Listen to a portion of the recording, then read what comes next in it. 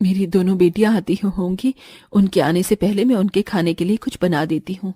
सुजाता अपनी दोनों बेटियों के लिए खाना बनाना शुरू कर देती है, जिसके बाद थोड़ी ही देर में उसकी दोनों बेटियां स्कूल से आ जाती हैं। अरे अच्छा हुआ तुम दोनों आ गई।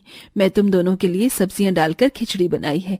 जल्दी से हाथ मुंह धो लो और कपड़े बदल लो। इतने में खिचड़ी को थोड़ा ठंडा करके तुम्हें परोसती हूँ। सुजाता की बातों को नजरअंदाज करके उसकी बड़ी बेटी रूबी सुजाता को गले से लगा लेती है। अरे माँ, आपको तो पता है मैं कितनी बड़ी खुशखबरी लेकर आई हूँ आपके लिए। खुशखबरी? कैसी खुशखबरी, बताओ बेटा। आपकी बेटी ने 12वीं कक्षा पास कर ली है माँ, और अब वो आगे की पढ़ाई करने के लिए कनाडा जाने वाली है। उसके बाद मैं वहीं नौकरी करूंगी और आपको पैसे भिजवाती रहूंगी। अरे वाह दीदी, आपने तो आगे के बारे में भी सोच लिया। जाओ दीदी जाओ कनाडा, उसके बाद मैं भी आपके पास आऊंगी और वहीं पर जॉब करूंगी। हम दोनों जॉब करेंगे और माँ को पैसे भिजवाते रहेंगे। ये सुनते ही सुजाता बहुत खुश होती है और वो अपनी बेटी रूबी को गले से लगा लेती है और उसे आशीर्वाद देती है। ये सुनने के लिए मेरे कान तरस रहे थे। मैंने बहुत मेहनत की है तुम दोनों को पढ़ाने के लिए और तुम्हें कामयाब बनाने के लिए। माँ, मुझे आपसे एक जरूरी बात भी करनी थी। हाँ बेटी, कहो, तुम्हें क्या बात करनी है? दरअसल माँ, बात यह है कि मैं एक लड़के से प्यार करती हूँ। उसका घर और ऑफिस कनाडा में है और मैं वहीं जाकर नौकरी करूंगी और पढ़ाई भी। कनाडा? लेकिन इतनी दूर मैं तुम्हें कैसे भेज दूं बेटी? माँ, आप परेशान मत हो, वो लड़का मुझसे बहुत प्यार करता है और मेरी आगे की पढ़ाई भी वही करवाएगा। रूबी के कहने पर सुजाता अनुराग से मिलती है। अनुराग अमीर था, जिसके चलते वो अपनी बेटी की शादी अनुराग से कर देती है। परेशान मत हो माँ, मैं वहाँ नौकरी करूंगी और आपको पैसे भिजवाती रहूंगी ताकि छोटी की पढ़ाई में कोई परेशानी ना आए। कोई बात नहीं बेटी, अब शादी के बाद जब तुम नौकरी करोगी तो तुम्हें अपने ससुराल को देखना है, वही तुम्हारे लिए जरूरी है। मैं यहाँ तुम्हारी छोटी बहन की पढ़ाई खुद पूरी करवा दूंगी। सुजाता ऐसा कहकर अपनी बेटी को विदा कर देती है, जिसके बाद वो फिर से दिन रात मेहनत करती है और काम करके वो अपनी छोटी बेटी को पढ़ाती है। देखते ही देखते 2 साल और बीत जाते हैं, जिसके चलते किमी 10 से 12वीं क्लास को पास कर लेती है। आखिरकार तुमने भी अपनी 12वीं कक्षा पास कर ही ली। अम्मा, अब देखना हमारी सारी परेशानियां खत्म हो जाएंगी। ऐसे गरीबों की तरह जीना नहीं पड़ेगा। मैं शहर जाकर नौकरी करूंगी। हाँ बेटी, अब एक तू ही तो मेरी आखिरी उम्मीद है। तेरी बहन की शादी हो गई, वो भी अपनी जिंदगी में सेटल हो गई, लेकिन ये बुरे दिन हमारे तू ही खत्म करेगी। माँ, परेशान मत हो, सब ठीक हो जाएगा। 12वीं कक्षा पास करने के कुछ ही दिनों बाद किमी भी शहर चली जाती है, जहां वो जॉब करती है। वहां उसके अमीर दोस्त बन जाते हैं और वो उनकी तरह बनने के लिए अपनी सारी तनख्वाह अपने ऊपर ही उड़ाने लगती है। ओह माय गॉड, मैं बहुत ज्यादा थक गई हूँ। कल मैंने बहुत सारी शॉपिंग की। ये देखो, गुच्ची का पर्स लेकर आई हूँ और जिमी चू की सैंडल मैंने पहनी है। वैसे मुझे इसके अंदर कोई खासियत तो नजर नहीं आई। तुमने फिर इतने पैसे इसके ऊपर क्यों लगाए हैं? तुम जैसे गरीबों को क्या पता कि ब्रांड का मतलब क्या होता है। तुम्हें तो वो बाजारों की 100-200 रुपए वाले कपड़े ही पसंद आते हैं, या फिर तुम जैसे गरीब लोग सिरोजनी के कपड़े पहनकर खुश हो जाते हो। किमी ये सुनकर चुप हो जाती है। उसे ये बात एकदम से चुभ जाती है और उसी दिन अचानक उसके अकाउंट में उसकी सैलरी आ जाती है। इन लोगों ने मुझे समझ क्या रखा है। इस शनाया की बच्ची को तो मैं बताऊंगी कि असली में ब्रांड कैसे पहना जाता है। किमी अपनी सारी तनख्वाह ब्रांडेड कपड़े खरीदने में ही खर्च कर देती है। उसके ब्रांडेड कपड़ों की वजह से उसके पास उसके खर्चे के लिए भी पैसे नहीं बच पाते। कल दिखाती हूँ उस शनाया की बच्ची को कि मैं कितने अच्छे और ब्रांडेड कपड़े लेकर आई हूँ।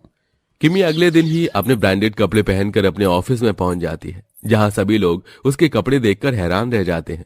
उसके ब्रांडेड कपड़े देखकर ऑफिस के सभी लोग उसी से बातें करने लगते हैं। वो सभी शनाया को नजरअंदाज कर देते हैं। इस प्रकार अब किमी के अमीर दोस्त बन जाते हैं, तो वहीं उसकी बड़ी बहन रूबी शादी के बाद बड़ी बड़ी ट्रिप पर जाने लगती है। देखो ना अनुराग, पिछली बार हम लोग लद्दाख गए थे और इस बार मुझे तुम्हारे साथ मनाली जाना है। बहुत ठंड है वहाँ पर, बर्फ गिर रही होगी। तो तुम्हें स्नोफॉल देखना है? कोई बात नहीं, मैं आज ही मनाली की ट्रिप का प्लान कर देता हूँ, फिर तुम आराम से स्नोफॉल देख लेना और बर्फ के गोले भी खाना। बहुत मजा आता है। अनुराग ऐसा कहने के बाद मनाली के ट्रिप को प्लान कर लेता है। इसी के चलते दोनों बहनें अपनी जिंदगी अपने तरीके से जी रही थी। उन्हें अपनी माँ के बारे में जरा भी ख्याल नहीं आता। उनकी बेचारी माँ ठंड में कपकपाते हुए फूलों की माला बेचकर अपना गुजारा कर रही होती है, लेकिन गांव में बर्फ गिरने की वजह से वो ये भी नहीं कर पाती। ऊपर से उसकी टूटी फूटी झोपड़ी जो घास फूस की बनी हुई थी, उसके अंदर ठंडी ठंडी हवाएं आती हैं और बर्फ भी गिरने लगती है। हे भगवान, कितनी ठंड है, ठंडी ठंडी हवाएं चल रही हैं। काश कि मेरी बेटियां वापस आ जाएं, पता नहीं कब आएंगी। उन्होंने तो एक बार जाने के बाद पलटकर देखा ही नहीं अपनी माँ को। इससे अच्छा तो भगवान तू मुझे बेटा ही दे देता, कम से कम बेटा मेरे पास तो रहता। क्या पता मेरा बेटा ही मेरी देखरेख अच्छे से कर लेता। सुजाता के होठ भी सुन्न पड़ जाते हैं और हाथ पैर ठंड के मारे बर्फ की तरह जम जाते हैं। वो आंगन में लकड़ियां लेने के लिए जाती है, लेकिन वहीं बेहोश हो जाती है। गांव के लोग उसे इस हालत में देखकर उसे घर के अंदर लेकर आते हैं, जहां डॉक्टर उसका चेकअप करते हैं। इन्होंने अपने जीने की उम्मीद छोड़ दी है, पता नहीं कब इन्हें क्या हो जाए। अगर इनकी आखिरी कोई ख्वाहिश है तो आप लोग हो सके तो पूरा कर दीजिए, ताकि मरने के बाद इनकी आत्मा को शांति मिले। गांव के सभी लोग डॉक्टर की ये बात सुनकर हैरान रह जाते हैं। डॉक्टर चेकअप करने के बाद वहां से चले जाते हैं, जिसके बाद गांव की औरतें एक दूसरे से बात करती हुई कहती हैं, बेचारी की आखिरी इच्छा और क्या ही हो सकती है। अपनी बेटियों को देख ले, यही इसकी आखिरी इच्छा होगी। गांव वालों, मैं तुम सभी के आगे हाथ जोड़ती हूँ, इस बेचारी की आखिरी इच्छा को पूरा करो, वरना ये ऐसे ही अधूरी इच्छाओं को लेकर भगवान को प्यारी हो जाएगी। ललिता के कहने पर गांव के सभी लोग सुजाता की बेटियों का पता निकालकर उन्हें उनकी मां की हालत के बारे में बताते हैं, जिसके बाद दोनों बेटियां शहर से और कनाडा से अपनी मां से मिलने गांव में आती हैं। जब वो दोनों अपनी मां की इतनी बुरी हालत देखती हैं तो उनके पैरों तले जमीन खिसक जाती है। दोनों बेटियां अपनी मां के सिराने बैठती हैं और कहती हैं, माँ, ये क्या हो गया आपको? माँ, आपने हमें एक बार भी अपने बारे में बताना जरूरी नहीं समझा? सुजाता अपनी बेटियों को देखकर कहती है, मेरी बेटियों, तुम दोनों यहाँ आ गई, मुझे तुम्हारा ही इंतजार था। तुम्हारी शक्ल देखने के लिए मेरी आंखें तरस रही थी। आओ जरा तुम्हारे सर को सीने से तो लगा लूं। बिस्तर पर लेटे हुए ही सुजाता अपनी दोनों बेटियों को अपने सीने से लगा लेती है, जिसके बाद वो उन्हें बहुत प्यार करती है। अपनी माँ का यह प्यार देखकर उन दोनों को अपनी गलती का पछतावा होता है।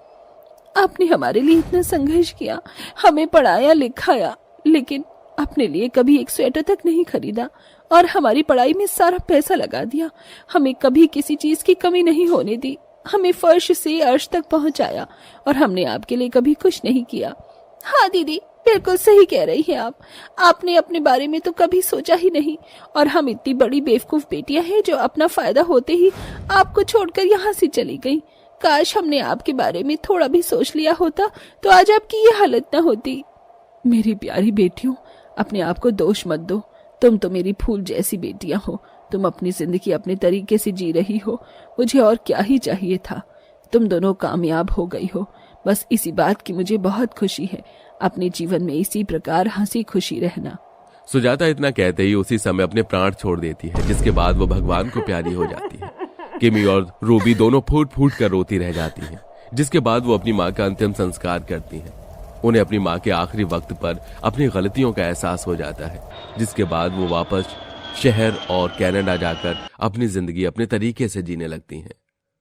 माँ, रोटी बन गई तो मुझे जल्दी से दे दो ना। ओए नोनो, तू चुप करके बैठ जा। माँ, तुम पहले रोटी मुझे देना, बहुत भूख लगी है। दोनों बच्चे आपस में झगड़ने लगते हैं। असल में पप्पू के गरीब परिवार में आज 2 दिन बाद चूल्हा जला था। इतने में एक अनाउंसमेंट होता है। सुनिए सुनिए सुनिए, मौसम विभाग ने जारी किया है कि अगले 2 दिनों तक तेज आंधी, तूफान, बारिश और बर्फबारी भी होने वाली है। सभी ठंड में अपने घर में ही रहें। सुनिए सुनिए सुनिए। माँ,